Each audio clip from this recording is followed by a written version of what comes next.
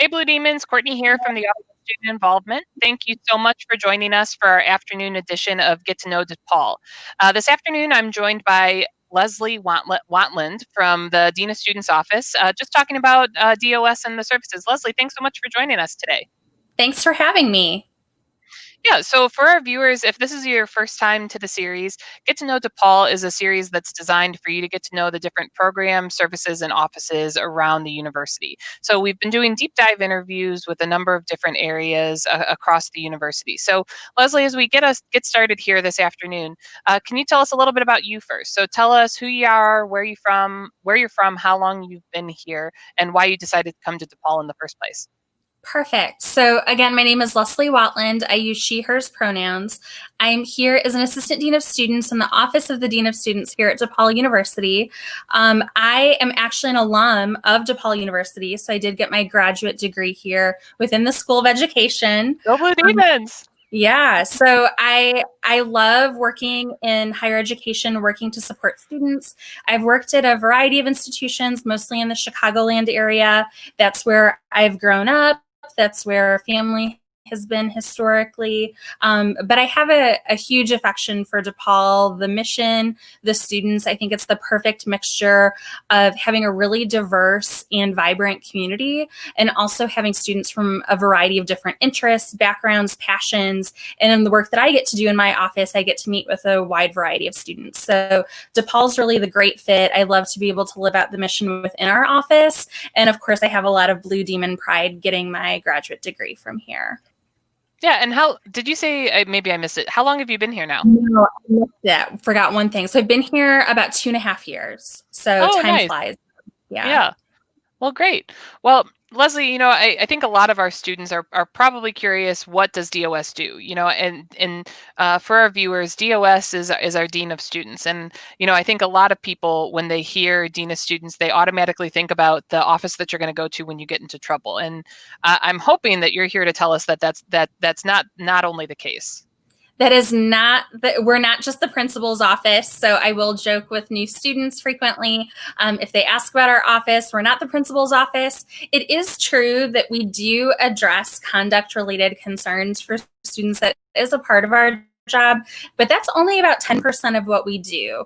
The rest of it is really working with students who are in crisis to help get them connected with resources. It could be resources here at DePaul University, like working with partner offices. It could also be community partners that we work with within the Chicagoland area, different nonprofit organizations or advocacy organizations that work with students. It could be connecting students with different academic resources here on campus and really talking with students about medical concerns, mental health related concerns, family issues, or personal issues, and getting them connected to the resources they need so that they can be successful.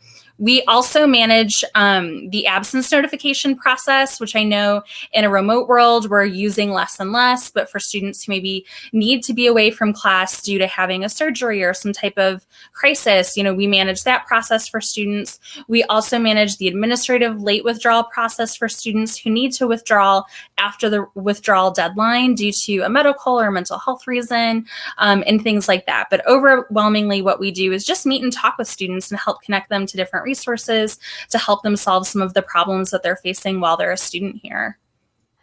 Yeah, and I think that's really important. A lot of our students oftentimes think that, when they go through a personal crisis, they're on their own. And, Dean of Students, that the way that I oftentimes talk about it with students is like, they're the office to go to when you don't know, if you don't know where to turn, and they can help redirect or assist or help with notifications, all of those things. And I think it's something that our students oftentimes forget.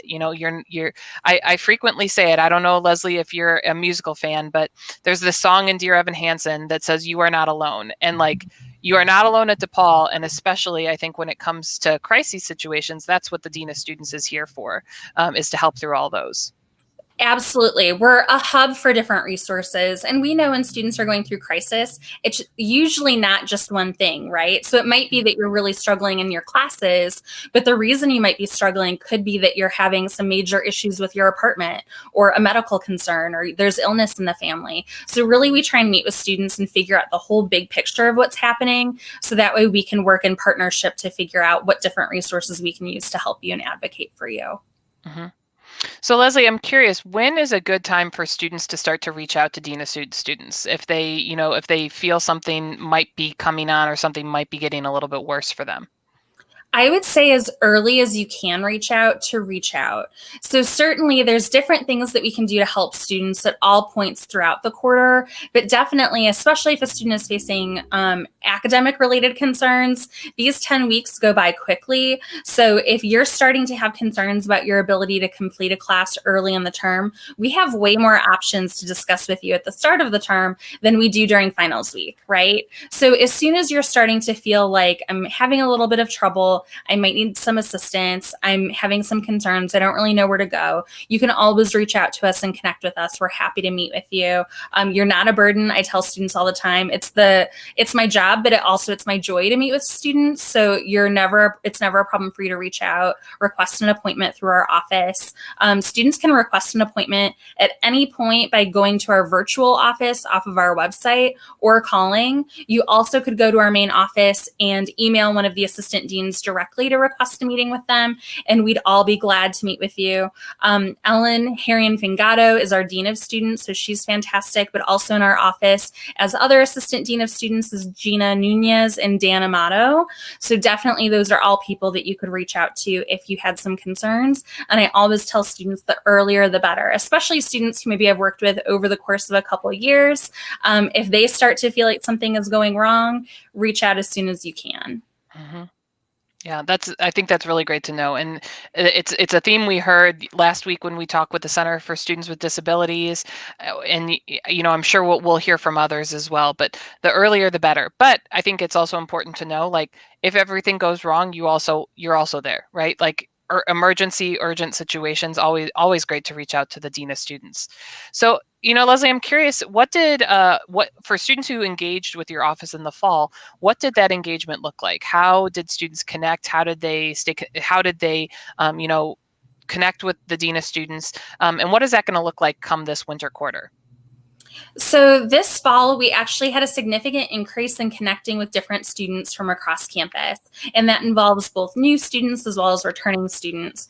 We saw a significant increase in students maybe facing everything from economic emergencies to academic challenges to mental health concerns to even just students feeling really isolated or feeling like they were struggling living in their home environment during the pandemic. So we did see a lot of students reach out to us with a variety of those concerns throughout the quarter. This quarter, we're going to be operating in a same fashion, so meeting with students primarily via Zoom or telephone, but still, we anticipate working with students through much of those same concerns, helping them feel less isolated, figuring out different ways they can get support and resources, addressing academic concerns, helping them talk to faculty where appropriate, as well as, helping students find different resources for economic emergencies. We know that students have been disproportionately impacted in a negative way by the pandemic and by a lot of part-time jobs going away or businesses closing. So that's definitely another thing that we've connected with a bunch of students who maybe are facing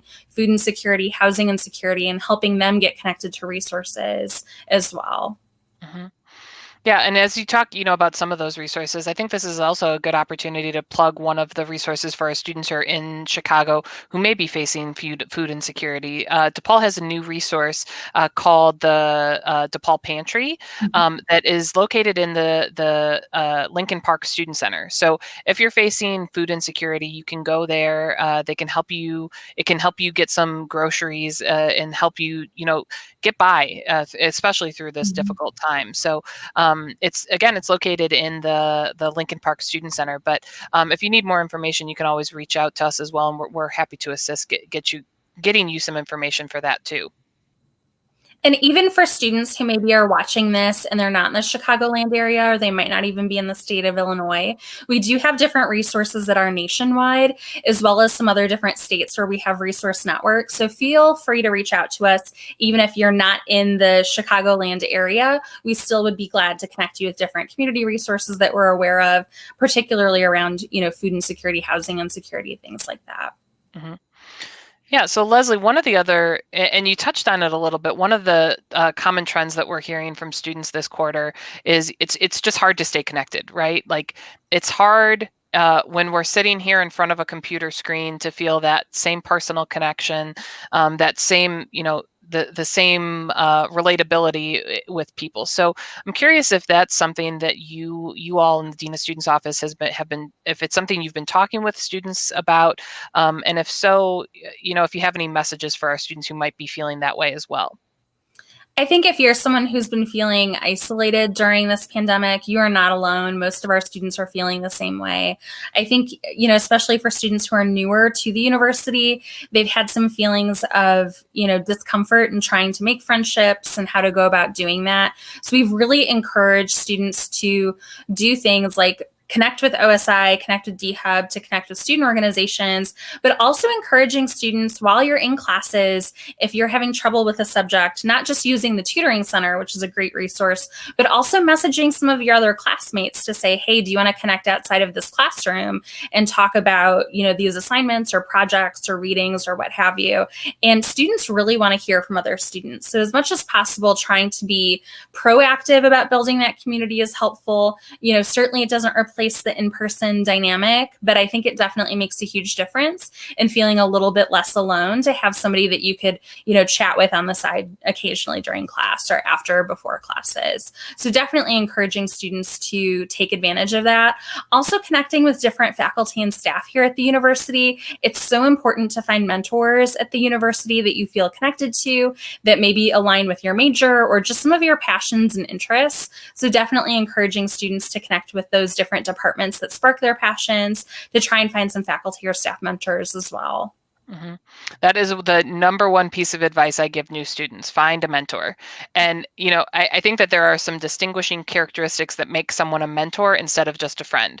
Like, a mentor is somebody that you can go to, they can help you in crisis, they can help you be your biggest cheerleader when things are going wonderfully. And that person, it is so important to build a relationship with a person like that, because they're going to be looking out for you when it's time for you to graduate and you need a job. They're going to be your letter of reference. They're going to, again, your biggest cheerleader. They're going to challenge you. And I don't think we can say it enough times. Finding a mentor is one of the most important things I think you can do in college, because it is. It's that, that person that helps and redirects. And and I'm sure you could too. I could tell 100 stories about different students that I've had the opportunity to mentor, and, just how, like, that relationship has just, helped, and from feedback from them, has helped them, like, point them on the right direction, or, has challenged them to think about what they want to do. So I always think that is spectacular advice, and people do not listen to it nearly enough. And, people like, staff, faculty love being mentors. That's the other thing, right? Like, we love when people come to us and ask us for help, or ask us for their opinion, or for our opinion. It's always a treat when we have the opportunity to do that. And faculty love that too. People love talking about their research or their interests, and so many of the departments have done a great job of highlighting their faculty's research or their bios on their website. So definitely checking out those pages on the websites to figure out, is there someone maybe I want to talk to that I haven't had a class with yet, about some of their career experience or research experience, or even just connecting with some of the different folks in the Dean of Students office, or offices like the Office of Multicultural Student Success or the Office of Student Involvement. There's lots of folks here at the university who would love to connect with you and offer support, even if you're not feeling like you're in crisis in that moment, right? Because hopefully you're not feeling that way most of your time here. Mm-hmm. Yeah, well, Leslie, this has been wonderful. So I really appreciate having you here today, to talk with our students, to talk about resources and just make sure that they know what's available to them through the Dean of Students. So as we head towards the tail end of our interview, if any of our viewers have any questions, feel free to post them in the comments, and we can ask them live during today's session. But Leslie, if students have questions following today's session, or if any people are watching this on demand, do you have any resources that you can share in terms of how people can connect with the Dean of Students? Definitely. At any point, you can go to our website during business hours. So 9 to 5, Monday through Friday, you can connect with our virtual office, or you can call and speak to someone on the phone. But you can also email us and let us know. There's also some other offices that we work very closely with that I'm sure have been highlighted in other sessions, such as University Counseling Services, the Office of Health Promotion and Wellness, the Center for Students with Disabilities. And you can find all of them on that fantastic student affairs webpage as well. So you can definitely click through. If you have a very targeted idea of what your needs are, you can definitely connect with those offices directly. But if you're a student who's just having a hard time and you want to know what offices might be a good fit for me, what folks would you recommend for me maybe to connect with at the university, or what organizations, you're definitely welcome to set up a meeting within the Dean of Students office. We're happy to connect with you. Yeah, and for our viewers, if you didn't catch that earlier, so the website is go.depaul.edu/DOS. And then again, just to reiterate, so the email is just deanofstudents@depaul.edu. You can go, we showed a second ago that virtual office on the website and everything. But if you have any trouble finding that, you can also always just shoot a message there. So Leslie, again, thank you so much for joining. Any final comments, thoughts, parting words of wisdom for our students as they head into winter quarter? I would just say, we're so thankful that you're here at DePaul University. We can't wait to be able to connect with you again in person, but we are still here for you in this wonderful, kind of questionable in between time. So if you want to connect with us, please do reach out. It would be our honor to help you and connect with you. There's lots of people here at DePaul University who really want to provide you a lot of support and care. So feel free to reach out to them, and of course myself, to get the resources and assistance that you need. Great. Well, Leslie, again, thanks so much for being here. For our viewers, as you may know, Get to Know DePaul is part of our Winter Welcome Week. So we extended part of our Winter Welcome Week schedule into this week, just to accommodate some of the events, to ensure that they happened, and to provide resources to our student body following the domestic terrorist attacks on Wednesday in the nation's capital. So you can find the updated schedule at welcomeweek.depaul.edu. So feel free to visit that if you want to check out what's going on. We've got a couple more Get to Know DePaul sessions going on, and some other rescheduled activities as well. So trivia has been moved to Wednesday night, so you can join in for that. And then our t-shirt distribution also moved to this upcoming Thursday. Then, if you haven't yet, I'd encourage you to check into the event by scanning the QR code in that bottom corner right there. From each one of our sessions, we're going to have a winner selected to win a DePaul Spirit Pack that includes the pictured DePaul towel and tumbler. So be sure to check, again, just scan that code and check in for today's event. You can check in either live during today's session, or you can check into the video on demand as well anytime before January 17th. But until next time, stay safe, Blue Demons, and we will see you soon. Bye-bye, everybody.